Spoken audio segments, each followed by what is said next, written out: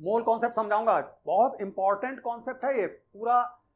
JEE के questions mole concept से related, CBSE के सारे एक सिंपल कॉन्सेप्ट पर डिपेंड करते हैं। अगर ये कॉन्सेप्ट समझ लिया तो आपका जितने भी न्यूमेरिकल्स हैं आपके, चाहे वो बेसिक कॉन्सेप्ट्स ऑफ केमिस्ट्री है, स्ट्रक्चर ऑफ एटम के न्यूमेरिकल्स हैं उसमें यूज होगा, इक्विलिब्रियम में यूज होगा, थर्मोडायनेमिक्स में यूज होगा, रेडॉक्स रिएक्शंस में यूज होगा, ऑर्गेनिक केमिस्ट्री के न्यूमेरिकल्स में यूज होगा, इलेक्ट्रोकेमिस्ट्री में 12th में यूज होगा, हर जगह यूज होगा ये। जहां भी फिजिकल केमिस्ट्री का थोड़ा सा भी टच आएगा, चाहे वो आपकी ऑर्गेनिक केमिस्ट्री क्यों ना हो, वहां पर भी जहां आपका न्यूमेरिकल आएगा वहां भी ये यूज होगा। बहुत सिंपल तरीके से समझाऊंगा और इतने अच्छे से तरीके से समझाऊंगा, इसके बाद आपको कोई और वीडियो देखने की जरूरत नहीं पड़ेगी, एंड तक देखना वीडियो पूरा। तो मोल है क्या, सबसे पहले ये समझ लेते हैं। 7 बेसिक यूनिट्स होती हैं, उसमें से एक यूनिट है ये हमारी मोल। क्या है ये भी किलोग्राम की तरह, ग्राम की तरह एक अमाउंट बताती है, तो अमाउंट की यूनिट है। लेकिन क्योंकि केमिकल रिएक्शंस में एटम्स थोड़े से 1 ग्राम में भी बिलियंस ट्रिलियंस ऑफ एटम्स होंगे, तो इसलिए हमने एक नंबर को डिफाइन करते हुए यूनिट डिसाइड करी जो अमाउंट को बताती है नंबर के टर्म्स में, मेनली उसको हमने मोल बोला। तो मोल की डेफिनेशन क्या है, देखो अब ये न्यू डेफिनेशन है और यही डेफिनेशन एक अच्छी डेफिनेशन है। एनसीईआरटी ने जो डेफिनेशन दी है वो थोड़ा घुमा फिरा के दी है। मतलब ये है कि मेरे बाल खराब हो गए तो मैं ऐसे भी सही कर सकता हूं, एनसीईआरटी कहता है नहीं ऐसे नहीं करो, ऐसे करो सही, बस ये है और कुछ नहीं, ठीक है। तो 1 mole of a substance is exactly 6.022 into 10^23 elementary entities. इस नंबर को हम 1 मोल बोलते हैं। मेरे पास इतने एटम्स होंगे, मैं बोलूंगा 1 मोल एटम है। इतने मेरे पास मॉलिक्यूल होंगे, मैं बोलूंगा 1 मोल ऑफ मॉलिक्यूल है। तो अगर मेरे पास इतने एटम्स हैं कार्बन के, ठीक है, कार्बन के, तो मैं बोलूंगा ये 1 मोल ऑफ कार्बन एटम्स है। अगर मेरे पास मान लो ये ऑक्सीजन है तो मैं बोलूंगा ये 1 मोल ऑफ ऑक्सीजन मॉलिक्यूल्स है ना। तो O2 मॉलिक्यूल्स लिखूंगा, तो जो है उसी के इतने एंटिटीज होंगी। मींस अगर मैं जैसे पेन बोल रहा हूं तो पेन कैप के साथ अगर है तो मैं पूरा पेन कैप के साथ बोलूंगा कि 6.022 into 10^23 पेन्स हैं तो 1 मोल है। अब रियल लाइफ में तो ये इसलिए नहीं होता है नॉर्मल लाइफ में क्योंकि ये बहुत बड़ा नंबर है। एटम्स के केस में अगर मैं इतने एटम्स लूंगा तो अपनी पाम पर, तो बहुत जरा सा छोटे सा अमाउंट है, तो इसलिए हम केमिस्ट्री में इसको यूज करेंगे। अब इसी चीज को एनसीईआरटी ने कैसे बोला है, एनसीईआरटी ने घुमा फिरा के बोला है कि 1 मोल वो कुछ होता है, वो नंबर होता है जितना कुछ इतने में होता है। अब देखो अपने आप देखना, डिसाइड करना, क्या जरूरत थी ऐसे लिखने की, कोई जरूरत नहीं थी। 1 mole is the amount of substance of a system which contains as many elementary entities as there are atoms in 12 gram of carbon 12। कुछ समझ में नहीं आया अगर जल्दी जल्दी पढ़ोगे तो? देखो सिंपल सी बात है, ये बोल रहे हैं कि 12 ग्राम कार्बन 12 अगर मैंने लिया तो उसमें जितने एटम्स होंगे, ठीक है, ये एटम्स, उसमें एटम्स होते हैं 6.022 into 10^23, उतने ही एटम्स को मैं 1 मोल बोलूंगा। So 1 mole is the amount of substance of a system which contains as many elementary entities, means जो फाइनली डिवाइडेड एंटिटीज है उसको फर्दर हम नहीं तोड़ सकते। तो O2 अगर मॉलिक्यूल है तो O2 मॉलिक्यूल का हम ऐसे नहीं तोड़ सकते physically, as there are atoms in 12 gram of carbon 12। तो देखो क्योंकि ये डेफिनेशन आपको लिखना यही वाली पड़ेगी, टीचर्स को तो ये डेफिनेशन चाहिए अगर पूछा गया व्हाट इज 1 मोल, तो इसको लिख लेना, याद कर लेना। वरना याद रखने के लिए, आपको यूज करने के लिए सिर्फ इतना है कि एवोगैड्रो नंबर होता है 6.022 into 10^23। क्या होता है ये? Avogadro number. अगर मेरे पास इतनी एंटिटीज है इसको मैं 1 मोल बोलूंगा। अब इसका कुछ मास होगा, इसका कुछ वॉल्यूम होगा, अगर ये गैस है तो हम मोल को मास और वॉल्यूम की टर्म्स में भी लिखेंगे, otherwise simply 1 mole is this much. अब देखो इस डायग्राम को समझा रहा हूं और ये डायग्राम क्रक्स है, मेन चीज यही है। अगर ये डायग्राम समझ लिया तो पूरा मोल कॉन्सेप्ट समझ में आ गया, इसके आगे कुछ भी करने की जरूरत नहीं पड़ेगी। तो अच्छे से समझना इस डायग्राम को, कोई नहीं समझाएगा इस तरीके से तुम्हें। 1 मोल है, अब अगर मेरे पास 1 मोल है तो इस 1 मोल को मैं 3 डिफरेंट फॉर्म में रिप्रेजेंट कर सकता हूं, जिसमें से एक फॉर्म मैंने आपको ऑलरेडी बता दिया है डेफिनेशन से कि पार्टिकल्स कितने होंगे 1 मोल में। तो अगर मुझसे पूछा जाए 1 मोल में कितने एटम्स होंगे, या 1 मोल में कितने मॉलिक्यूल्स होंगे अगर मॉलिक्यूलर फॉर्म में, या 1 मोल में कितने आयंस होंगे, अगर मान लो मैं सोडियम आयन की बात करूं 1 मोल तो कितने आयन होंगे, तो मैंने अभी आपको बताया। पार्टिकल्स की अगर मैं बात करूंगा तो मैं बोलूंगा मोल्स को मैं Na क्या है? एवोगैड्रो नंबर जो मैंने अभी बताया 6.022 into 10^23, 6.022 into 10^23।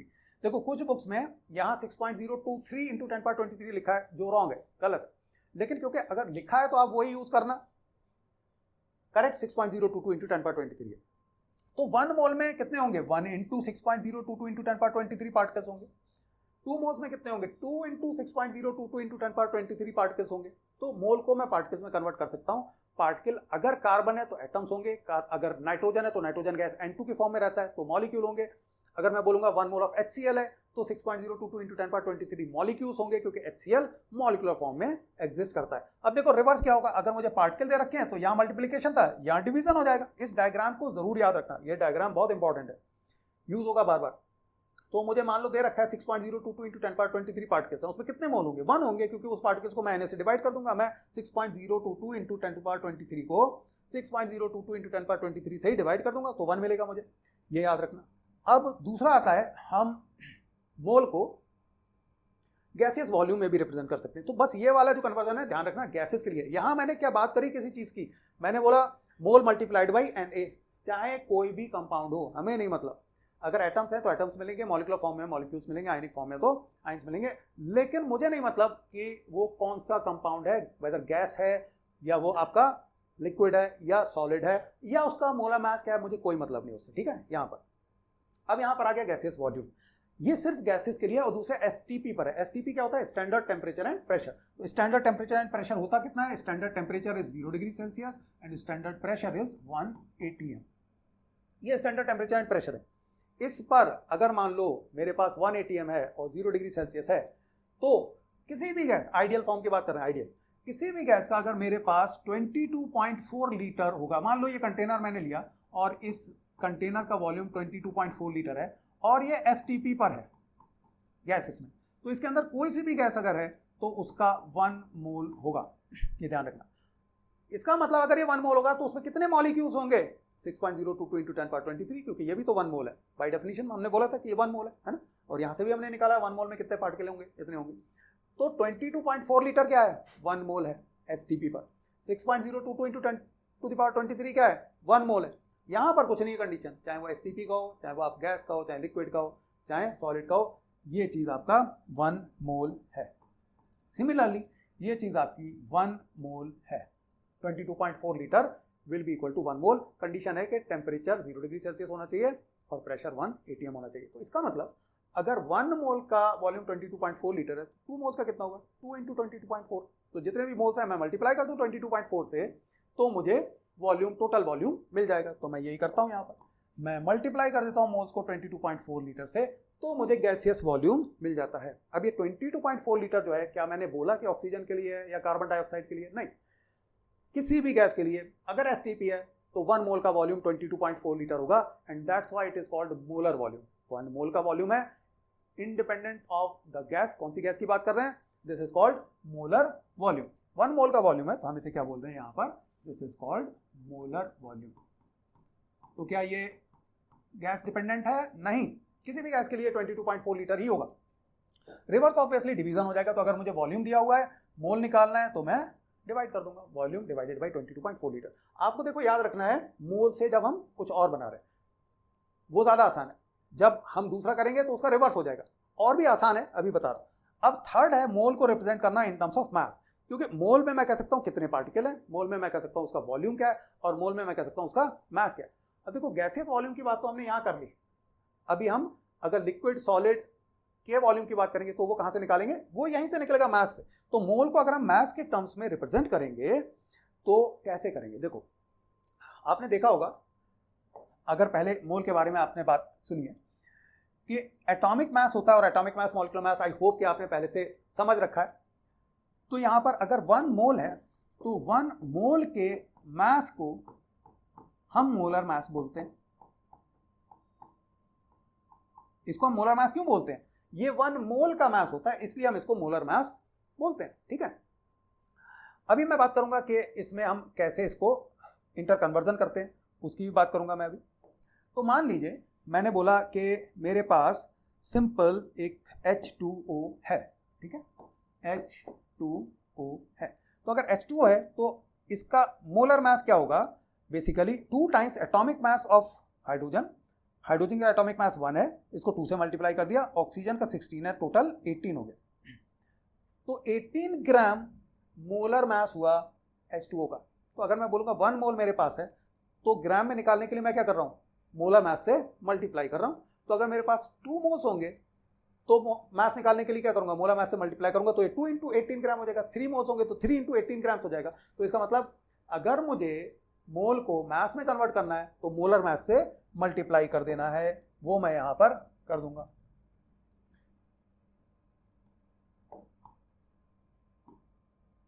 मास में करना है मोल्स इनटू मोलर मास, और रिवर्स करना है तो ऑब्वियसली मोलर मास से डिवाइड कर दूंगा। अब देखो आसान है, याद रखना क्यों आसान है, क्योंकि जब भी मैं मोल से बाहर जाऊंगा, मोल से पार्टिकल पर जा रहा हूं, मोल से वॉल्यूम पर, मोल से मास पर, इट इज ऑलवेज मल्टीप्लीकेशन। याद रखना। कैसे याद रखोगे कि अच्छा ये एक्सपैंड हो रहा है, जब एक्सपैंड हो रहा है तो एक्सपैंड कब होता है, मल्टीप्लाई होता है। एक्सपेंशन को हम यही तो बोल रहे हैं, एक तरीके से मल्टीप्लाई हो रहा है, तो वही हम यहाँ कर रहे हैं। मोल से जब हम बाहर की तरफ जा रहे हैं तो मल्टीप्लाई कर रहे हैं, याद रखने के लिए। ऑब्वियसली जब आप मोल की तरफ आओगे तो डिवीजन होगा। इसका मतलब जब भी फॉर्मूला ऐसा होगा, mole equals to something, mole equals to something कब होगा, जब आप पार्टिकल्स को मोल में कन्वर्ट कर रहे हो। मोल निकालना है तो मोल इक्वल्स टू वॉल्यूम को मोल में कन्वर्ट कर रहे हो, मोल्स इक्वल टू जब मास को मोल में कन्वर्ट कर रहे हो। इसका मतलब जब भी कभी ऐसा आएगा, moles equal to, it will always be division. Number of moles जब भी निकाल रहे होगे तो फॉर्मूला कुछ इस टाइप का बनेगा, ये याद रखना। क्यों, देखो यहां से particles divided by Na, volume divided by Na, mass divided by molar mass, volume divided by 22.4 and mass divided by molar mass. तो तीनों केस में जब मैं मोल की तरफ आ रहा हूं तो अगर मोल निकाल रहे हो कभी भी, तो मेजॉरिटी ऑफ द केसेस, क्योंकि हम ये वाला फॉर्मूला यूज करेंगे तब, ये वाला डायग्राम यूज करेंगे तब, कुछ केसेस में जब हम इसको रेफर नहीं कर रहे हैं, कुछ और कैलकुलेशन है तो अलग बात है। लेकिन अगर हम यहाँ इंटर कन्वर्जन की बात कर रहे हैं, वॉल्यूम, पार्टिकल, मास एंड मोल की, तो जब भी मोल निकाल रहे होगे तो डिवीजन वाला फॉर्मूला आ रहा होगा। इसका एक बार अच्छे से स्टडी कर लेना, उसके बाद कोई भी क्वेश्चन आपका टफ नहीं रहेगा। बस हाँ, थोड़े से डिफरेंट कॉन्सेप्ट्स और एक्स्ट्रा लग सकते हैं जो कि हम पढ़ते रहेंगे और उसको यूज करते रहेंगे। अब आगे बढ़ने से पहले, 1 mole of an element is equal to its atomic mass in grams. तो एलिमेंट की बात अगर मैं कर रहा हूं तो ये ध्यान रखना, जैसे मैंने बात करा हाइड्रोजन की, तो हाइड्रोजन का एटॉमिक मास होता है 1U और इसका मोलर मास होता है 1 ग्राम्स पर मोल। मैं ऑक्सीजन की बात करूं, ऑक्सीजन का एटॉमिक मास होता है 16U और मोलर मास होता है 16 ग्राम्स पर मोल। क्योंकि ये 1 मोल का मास है तो मैं इसे ग्राम्स में बोल रहा हूं, और U में हम एटॉमिक मास से रिप्रेजेंट करते हैं। ठीक है, तो डिफरेंस क्या है एटॉमिक मास और मोलर मास से, and why molar mass was written like that. देखो, अगर आपने एटॉमिक मास की यूनिट पढ़ी हुई है तो एटॉमिक मास क्या है, atomic mass is equal to 1/12 part of the mass of 1 carbon 12 atom. तो कार्बन 12 का अगर एटम का जो भी वेट है कार्बन 12 का, उसको अगर मैं 12 पार्ट में डिवाइड कर दूं तो मुझे 1U मिलेगा। अब देखा क्या गया कि किसी भी एलिमेंट के जब 6.022 इंटू 10⁻23 एंटिटीज है, मीन्स मान लो अगर मैं ऑक्सीजन एटम्स की बात कर रहा हूं तो ये एटम्स ऑफ ऑक्सीजन है, तो इनका मास 16 ग्राम्स निकला। अगर मैंने हीलियम की बात करी तो 6.022 इंटू 10⁻23 एटम्स का मास 4 ग्राम निकला। और अगर मैं देखूं एटॉमिक मास भी इनके 16U और 4U होते हैं। हीलियम के केस में एटॉमिक मास 4U होता है, ऑक्सीजन के केस में एटॉमिक मास 16U होता है। So basically it was observed and that's how the mole was defined. So mole was defined as 6.022 into 10⁻23. Why? Because these many entities always have mass equal to the atomic mass represented in grams. तो क्या देखा गया, अगर हम इतने entities लेते हैं तो उनका मास हमेशा कितना होता है, एटॉमिक मास के बराबर होता है, but represented in grams. So what we can say that the molar mass is atomic mass represented in grams अगर एलिमेंट है। लेकिन जरूरी थोड़े ना कि एटम ही हो सकता है आपका मॉलिक्यूल हो, H2O। तो इस केस में हम एटॉमिक मास नहीं बोलते हैं, क्या बोलते हैं, मॉलिक्यूलर मास बोलते हैं। तो मॉलिक्यूलर मास इसका कितना होगा, 18U। 2 टाइम्स हाइड्रोजन का 1 एटॉमिक मास होता है और ऑक्सीजन का 16 होता है, तो 2 + 16 18U। इसका मतलब इसका मोलर मास 18 ग्राम्स पर मोल है। यहां मैं बोलूंगा that molar mass is equal to atomic मास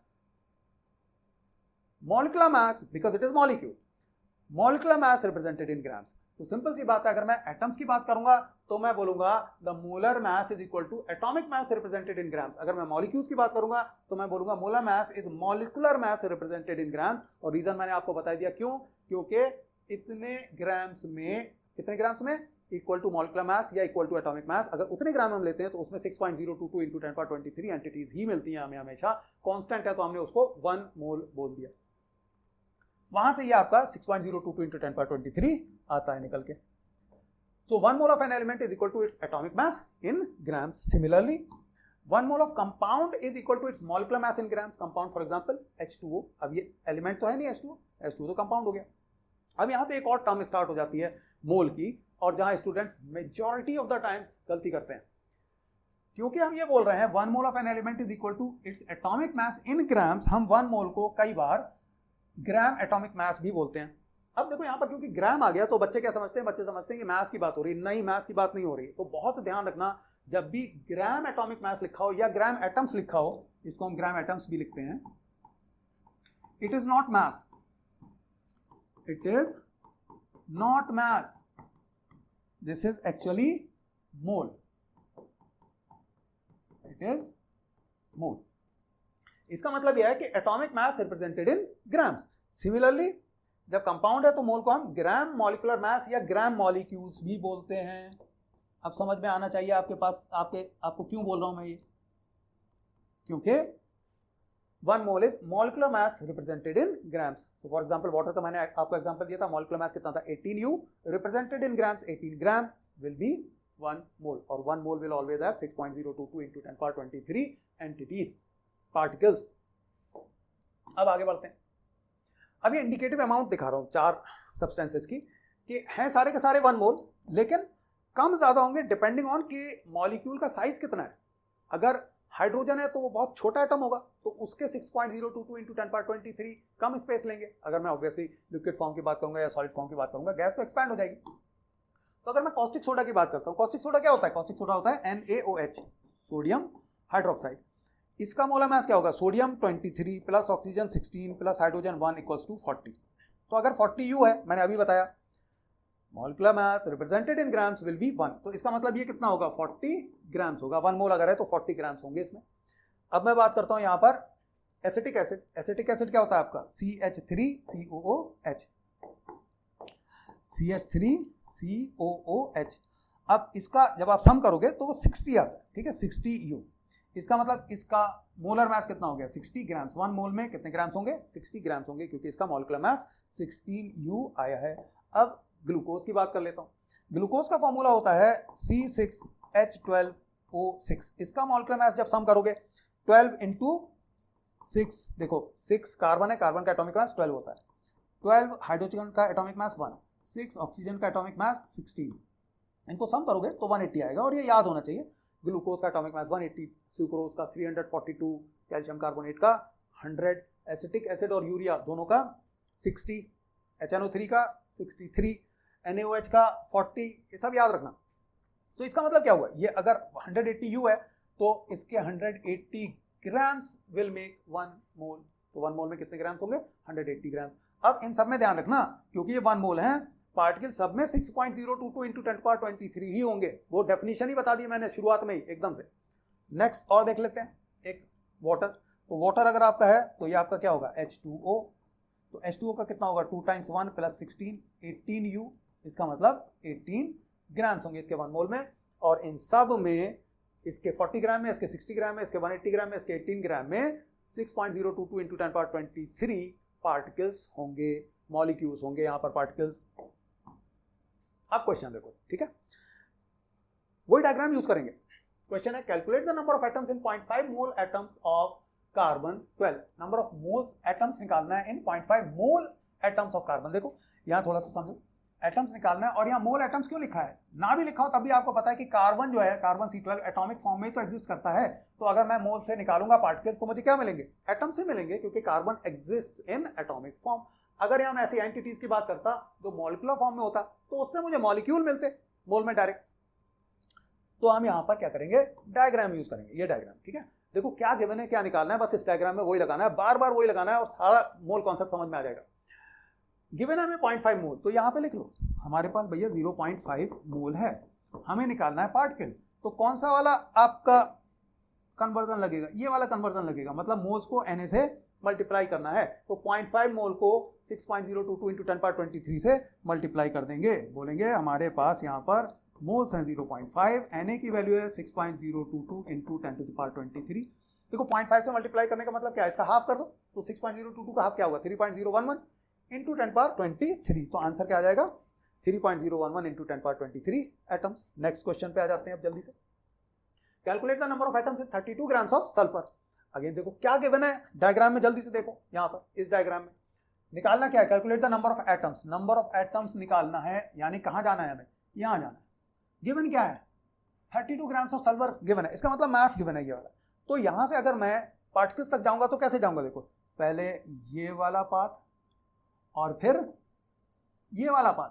पहले मैं मास को मोल में कन्वर्ट करूंगा, उसके बाद पार्टिकल्स में कन्वर्ट करूंगा। देखो पूछा है number of atoms of in sulphur, तो 32 ग्राम्स मैं मान लूंगा ये एटॉमिक फॉर्म में है, देखो एस फॉर्म में,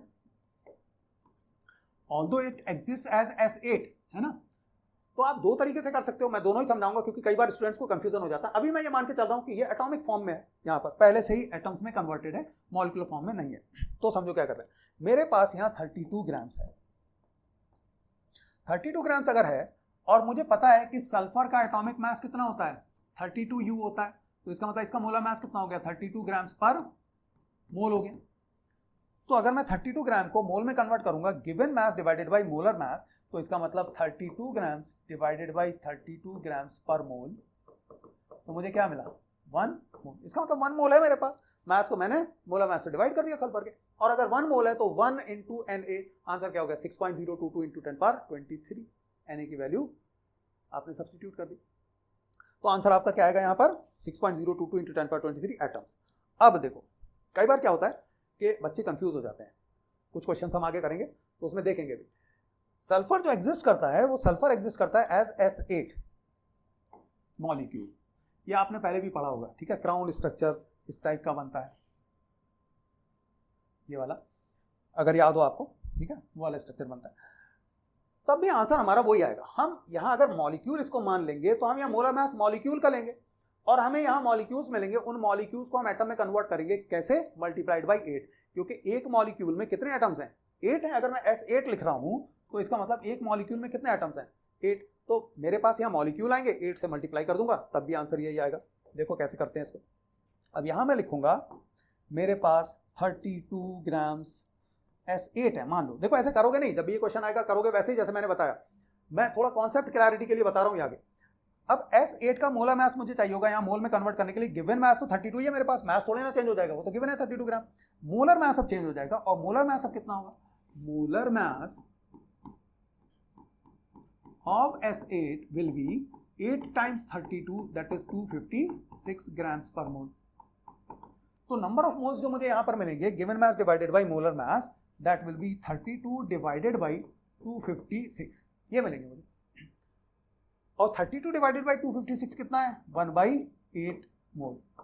अब अगर मुझे 1/8 मोल किसके मिले हैं ये S8 के, तो मैं इन मोल्स को अगर Na से मल्टीप्लाई करूंगा तो मुझे पार्टिकल्स कौन से मिलेंगे, मॉलिक्यूल्स मिलेंगे, क्योंकि अब ये मॉलिक्यूलर फॉर्म में एग्जिस्ट कर रहा है। तो मुझे नंबर ऑफ मॉलिक्यूल्स कितने मिले, मैं यहां लिख दे रहा हूं, मॉलिक्यूल्स ऑफ S8 जो मिलेंगे वो मैं ये फॉर्मूला लगाऊंगा, मोल्स को जो मिले हैं मोल्स को Na से मल्टीप्लाई कर दूंगा, तो मोल मिले 1/8 into 6.022 into 10 to the power 23 molecules. अब देखो यहाँ पर अगर इतने मॉलिक्यूल्स हैं तो एटम्स कितने होंगे, इसके 8 टाइम्स होंगे, एक S8 में 8 एटम्स हैं, तो एटम्स कितने हुए 8 times 1/8 into 6.022 into 10 to power 23। तो ये अगर आपका 8 कैंसिल हो जाएगा तो आंसर तो अभी भी वही आया, उतने ही एटम्स आए आपके 6.022 इंटू 10 टू पावर 23। कैसे भी निकालो आंसर सेम आएगा। नेक्स्ट क्वेश्चन करते हैं, calculate the mass of an atom of calcium. अब देखो इसे दो तरीके से कर सकते हैं, एक सेकेंड बस, हाँ इसे दो तरीके से कर सकते हैं है ना। एक तरीका वो है जो मैं समझा रहा हूं यहां पर, एक तरीका है डेफिनेशन वाला, दोनों तरीके से कर लेते हैं। पहले करते हैं डेफिनेशन वाला। मैं बोलूंगा कि 1 मोल का mass atomic mass represented in grams. देखो मैं बार बार बोल रहा हूं और आपको ये ना दिमाग में बैठा लेना बार बार। 1 mole is molecular mass represented in gram, 1 mole is atomic mass represented in gram. ये बार बार यूज होगा। तो 1 मोल है क्या, एटॉमिक मास को ग्राम्स में लिख दो, मॉलिक्यूलर मास को ग्राम्स में लिख दो यू के बजाय। अब यहां अगर मुझे एटॉमिक मास 40 दे रखा है, तो अभी मैंने जो बोला ये 40 यू है, तो इसका मतलब इसका मोलर मास कितना हुआ, 1 मोल का मास कितना होगा 40 ग्राम्स हो जाएगा। तो we will say molar mass of calcium equals to 40, unit क्या होती है ग्राम्स पर मोल, क्योंकि एक मोल का मास है तो कितने ग्राम्स हैं एक मोल में। हमसे पूछा है कि एक एटम का मास क्या होगा, और आपको पता है कि 1 mole is equal to 6.022 into 10⁻23 particles. यहाँ पार्टिकल्स क्या है, एटम्स है। तो अगर ये 1 मोल का मास है और 1 मोल में पार्टिकल 6.022 इंटू 10⁻23 है, तो इसका मतलब ये मास कितने पार्टिकल्स का है, 6.022 इंटू 10⁻23 पार्टिकल्स का है। ओके, तो molar mass of calcium carbonate इतना है, तो इसका मतलब 6.022 into 10⁻23 particles or atoms in this case will weigh equal to 40 grams, क्योंकि ये भी 1 मोल है ये भी 1 मोल है, तो 1 मोल 40 ग्राम होगा इसका, और 1 मोल will always be for any entity 6.022 into 10⁻23 ही होगा। तो यहां से मैं निकाल लूंगा कि 1 एटम का मास कितना हो जाएगा, 40 डिवाइडेड बाई 6.022 into 10⁻23 आ जाएगा आंसर। देखो 6 36 होता है, तो इसका मतलब ये 6 पॉइंट समथिंग इंटू 10⁻23 हो जाएगा ये ऊपर जाके आंसर, है ना। तो आंसर देख लेते हैं एक बार क्या है इसका। ये तो दूसरे तरीके से जब मैं समझाऊंगा, देखो 6.64 इंटू 10⁻23 ग्राम आ गया। अब इस डायग्राम से समझ लेते हैं जो हमने किया, ये भी बड़ा आसान है। हम बोलेंगे हमें गिवन है एन एटम। गिवन क्या है, देखो यहां पर कई बार स्टूडेंट्स कंफ्यूज हो जाते हैं कि गिवन क्या है। Calculate the mass of an atom, तो एन एटम गिवन है, इसका मतलब हम यहां पर है पार्टिकल्स में, तो हमारे पास 1 एटम गिवन है। पूछा क्या है, मास। हमें यहां पर आना है, तो मैं पाथ फाइंड करूंगा। पाथ पहला मैं पार्टिकल्स को मोल में कन्वर्ट करूंगा, उसके बाद मैं मोल को मास में कन्वर्ट कर लूंगा।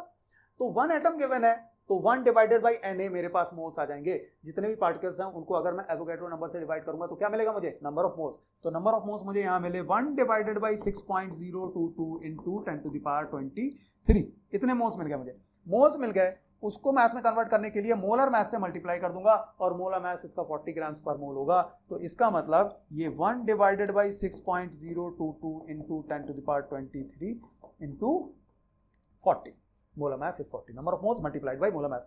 तो अगेन ये वही तो आया 40 डिवाइडेड बाय 6.022 इंटू 10⁻23 जो अभी पिछले केस में आया था। तो अगेन 6.64 इंटू 10⁻23 आंसर हो गया। किसी भी तरीके से करो, कॉन्सेप्ट क्लियर होना चाहिए बस, ठीक है। Next, calculate the mass of 1 molecule of sulphur dioxide. अब देखो सिमिलर क्वेश्चन है, ये एक ही बात है जो हमने अभी किया था वही है, उसी का रिपीटिशन एक तरीके से। मैं फिर से ये बोलूंगा कि इस केस में SO2 का मॉलिक्यूलर मास निकाल लूंगा, तो मॉलिक्यूलर मास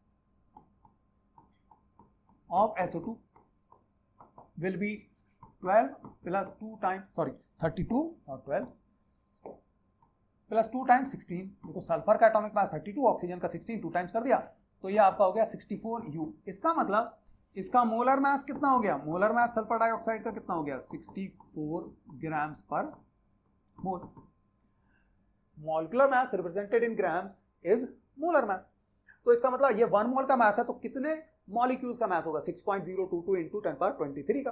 तो मैं बोलूंगा 6.022 इंटू 10⁻23 मॉलिक्यूल्स वे 64 ग्राम्स। हेंस 1 मॉलिक्यूल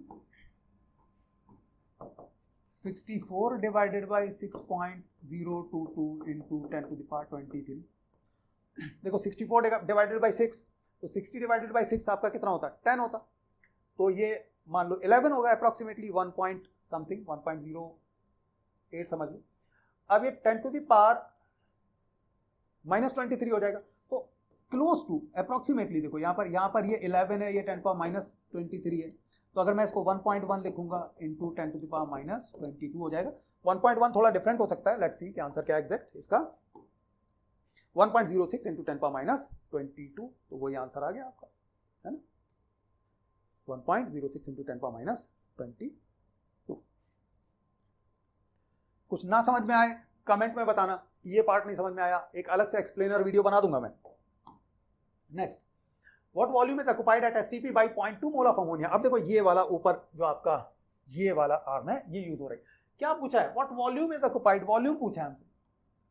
गिवन क्या है, मोल गिवन है, तो मोल को वॉल्यूम में कन्वर्ट करने के लिए क्या करते हो, ये वाला, जब भी मोल से बाहर जाओगे तो क्या करोगे, मल्टीप्लाई करोगे, तो मोल को 22.4 से मल्टीप्लाई कर दोगे तो 0.2 को 22.4 लीटर से मल्टीप्लाई कर दोगे, आंसर आ जाएगा। ठीक है, तो ये आपका 448, ये 4.48 लीटर आंसर आ जाएगा इसका, 4.48 लीटर आंसर आ गया। सिंपल कन्वर्जन है, डायग्राम याद रखना, यही डायग्राम नैया पार लगाएगा। Next, what volume is occupied at STP by 1.4 gram of nitrogen. जब मैं पहली बार ये क्वेश्चन देता हूं 90% स्टूडेंट्स गलती करते हैं, 90%। ठीक है, क्यों करते हैं वो बता रहा हूं उसको। देखो यहां आप बोलते हो ठीक है, मैं सिंपल, मेरे को गिवन क्या है, मास गिवन है, और मास गिवन है, इसके बाद मुझे निकालना क्या है, वॉल्यूम निकालना है। तो मैं मास से यहां पर मोल बनाऊंगा और फिर मोल से वॉल्यूम पर चला जाऊंगा। तो मास से मोल पर जाने के लिए आपको मोलर मास की जरूरत पड़ेगी, mass divided by molar mass. तो मास तो 1.4 ग्राम गिवन है। मोलर मास निकालने के लिए आप क्या करते हो, नाइट्रोजन 14 ग्राम लिख देते हो, 14 यू से 14 ग्राम लिख देते हो। लेकिन नाइट्रोजन ऐसे थोड़ा ना एग्जिस्ट करता है, नाइट्रोजन एग्जिस्ट करता है N2, तो यह है आपका 2 × 14 दैट इज 28 यू इसका मॉलिक्यूलर मास होता है। तो 28 ग्राम्स पर मोल इसका मॉलिक्यूलर मास होगा। तो मैं यहां क्या करूंगा, मैं बोलूंगा मेरे पास 1.4 ग्राम्स नाइट्रोजन है, इसमें कितने मोल्स होंगे, 1.4 डिवाइडेड बाई 28 मोल्स होंगे, mass divided by molar mass. इसको अब मैं वॉल्यूम में कन्वर्ट करूंगा एसटीपी पर, तो एसटीपी पर ही पूछा है, तो 22.4 से मल्टीप्लाई कर दूंगा। तो अब मैं बोलूंगा वॉल्यूम मुझे मिल जाएगा नंबर ऑफ मोल्स इनटू 22.4। निकल आएगा बड़े आसानी से। कैसे, जैसे अगर ये 14/28 होता तो 0.5 होता, नहीं होता, इसका मतलब ये 0.05 हो जाएगा, 0.05 × 22.4। अब देखो 0.5 का मतलब होता हाफ, अगर ये 0.5 होता तो हाफ होता, तो ये इसका हाफ कितना 11.2 होता। लेकिन एक और डेसिमल पीछे हटा दो, 1.12 हो जाएगा आंसर। देखो इस टाइप से ना आपको कैलकुलेशन करना आना चाहिए। अगर आपने ये अभी नहीं यूज किया है तो ये माइंड में कैलकुलेशन होना चाहिए। 1.12 लीटर आ गया। ऑब्जेक्टिव टाइप क्वेश्चन में सारी कैलकुलेशन थोड़े ना करोगे, टाइम वेस्ट करोगे। What volume is occupied at STP by 6.022 into 10^21 molecules of oxygen? तो अब हमें कहां से कहां जाना है, हमें गिवन है मॉलिक्यूल्स, पार्टिकल्स यहां पे गिवन है, जाना कहां है, वॉल्यूम पे जाना है। तो हमें क्या करना है, ये गिवन है पार्टिकल्स, वॉल्यूम पर जाना है। तो हम क्या बोलेंगे, हम बोलेंगे हमारे पास यहां पर 6.02, देखो यहां पर मैंने कहा था कई बार यहां 23 लिखा हुआ होता है, तो अगर 23 है तो आप 23 यूज कर लो। यहां पर Na 6.023 into 10^21 मॉलिक्यूल्स दे रखे हैं, है ना। तो मैं क्या करूंगा, पहले मोल्स बनाऊंगा इसके, उसके बाद मैं वॉल्यूम पे जाऊंगा। तो मोल्स बनाने के लिए मैं क्या करूंगा, पार्टिकल्स डिवाइडेड बाय Na करूंगा। तो पार्टिकल्स 6.023 into 10^21 है, इसको Na से मल्टीप्लाई कर दूंगा 6.023 into 10^23। तो देख रहा है मैं, अगर यहाँ 23 लिखा तो मैंने भी 23 लिख दिया, ये तो सेम ही रहेगा 23। तो इसका मतलब ये कितना आया मेरे पास, ये कैंसिल हो गया, 10⁻⁻² मोल्स आ गया। 23 ऊपर गया, -23 हो गया, +21। इसको मैं कन्वर्ट करूंगा वॉल्यूम में, तो इसका मतलब 22.4 से मल्टीप्लाई कर दूंगा, तो ये आपका हो गया 10⁻² into 22.4। तो कितना हो गया आपका 0.224 लीटर्स। यही आपका आंसर हो गया, 0.224 लीटर्स। इतना ही है मोल कॉन्सेप्ट। अगर इस टाइप के क्वेश्चन कर ले रहे हो तो कॉन्सेप्ट क्लियर हो गया, अब उसके एप्लीकेशन की बात रहेगी बस। अब ये क्वेश्चन कर लेते हैं, एक बार टाइम देख लूं, है अभी time. One atom of an element X weighs something. Calculate the number of gram atoms in 80 kg of it. Again, 80%, 70, 80% students इसमें गलती करते हैं, यही नहीं समझ पाते कि क्वेश्चन में पूछा क्या गया है।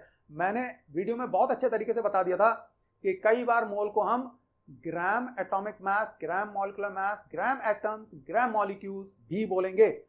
वो यहां पर लिखा है, यहां लिखा है नंबर ऑफ ग्राम एटम्स बताना है। तो ग्राम एटम्स बताना है, इसका मतलब क्या बताना है, मोल्स बताना है इन 80 किलोग्राम।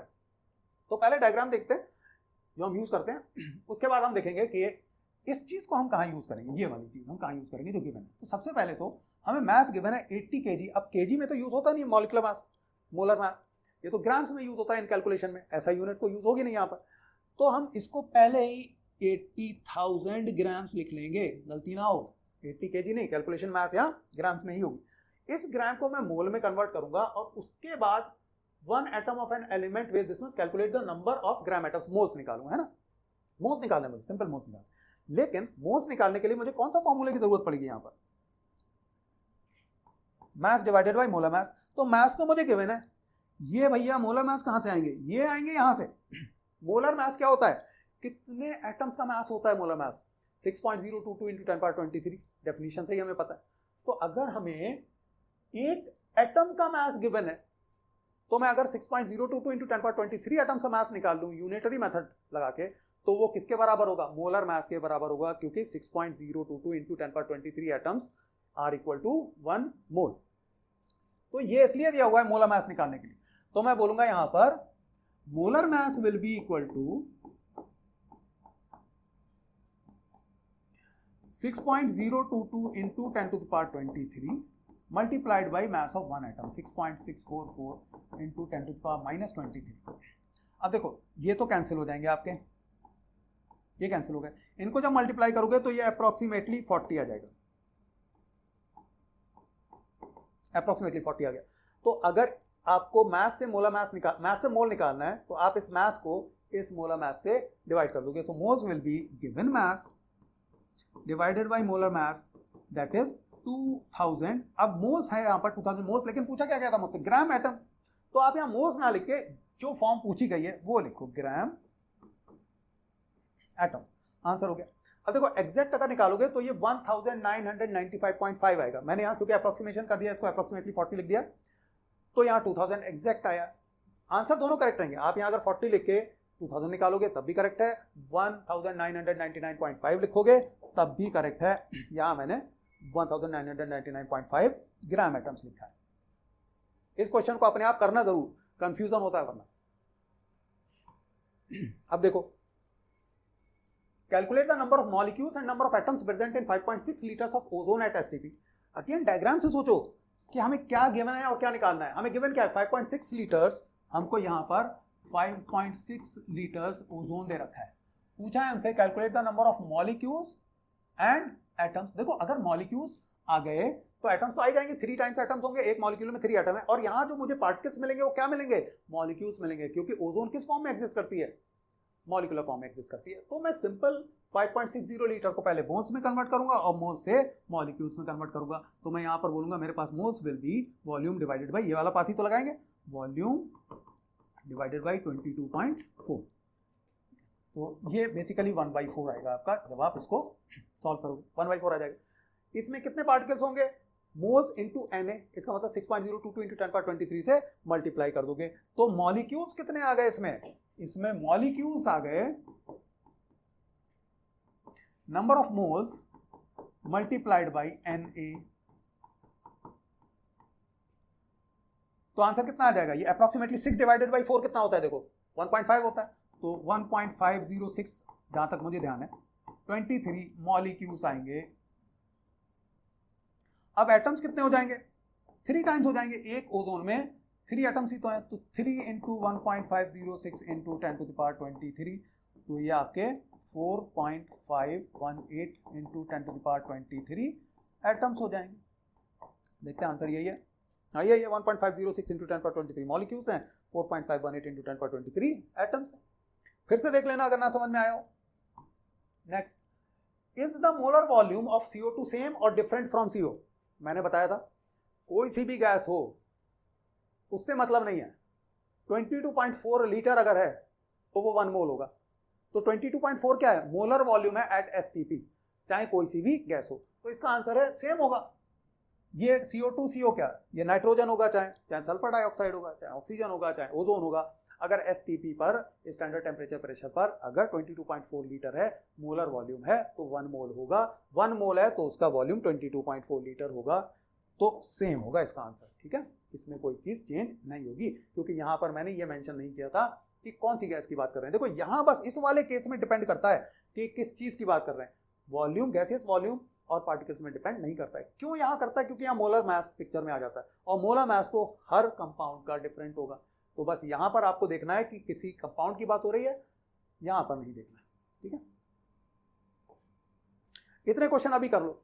अब इसका नेक्स्ट पार्ट में मैं और थोड़े से टफ क्वेश्चंस प्रैक्टिस सेशन के दूंगा। ठीक है, उसको बाद में देखेंगे।